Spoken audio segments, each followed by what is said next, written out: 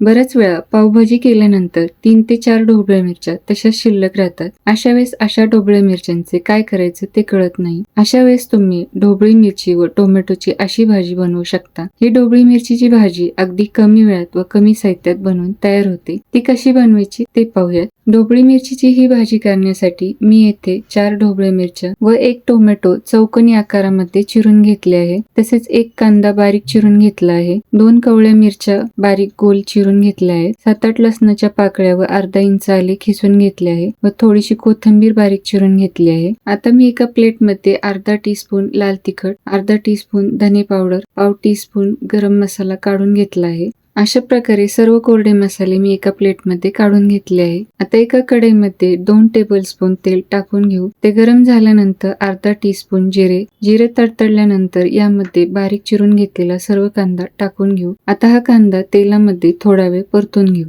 अशा प्रकारे हा कांदा मी तेलामध्ये थोडा वेळ परतून घेतला आहे. आता यामध्ये आलं लसणाची पेस्ट टाकून घेऊ. आता या आलं लसणाच्या पेस्टचा कच्चेपणा जाण्यासाठी 2 ते 3 मिनिटं या कांद्यासोबत ती व्यवस्थित परतून घेऊ. 2 ते 3 मिनिटांनंतर यामध्ये बारीक चिरून घेतलेली हिरवी मिरची टाकून घेऊ. ती देखील थोडा वेळ परतून घेऊ. आता हे सर्व जिन्नस व्यवस्थित परतून झाल्यानंतर यामध्ये 1/4 छोटा चमचा हळद टाकून मिक्स करून घेऊ. आता यामध्ये टोमॅटोच्या फोडी टाकून त्या मऊसूत शिजेपर्यंत परतून घेऊ. आता यातील टोमॅटोच्या फोडी व्यवस्थित मऊसूत शिजल्या आहेत. यामध्ये सर्व कोरडे मसाले टाकून मिक्स करून घेऊ.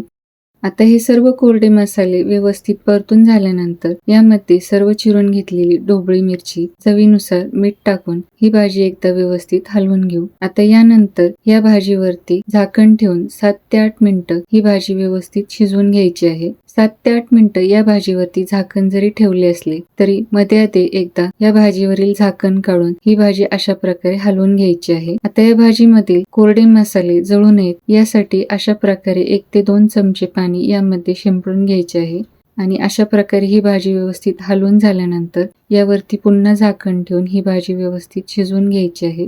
7 ते 8 मिनिटं झाली आहेत. आता यावरील झाकण काढून ही भाजी व्यवस्थित शिजली की नाही ते चेक करून पाहू. तुम्ही इथे पाहू शकता ही भाजी व्यवस्थित शिजली आहे. आता यावरती बारीक चिरून घेतलेली कोथिंबीर टाकून ही भाजी एकदा हलवून घेऊ.